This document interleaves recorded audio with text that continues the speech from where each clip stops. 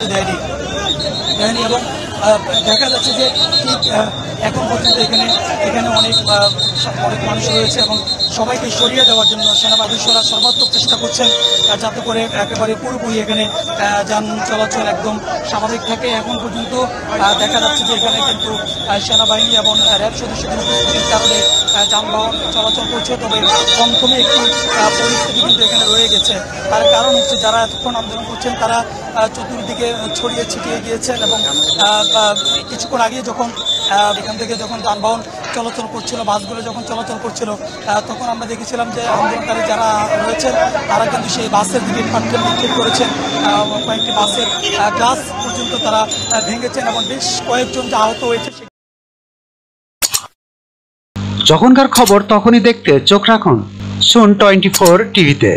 চ্যানেলটি সাবস্ক্রাইব করুন।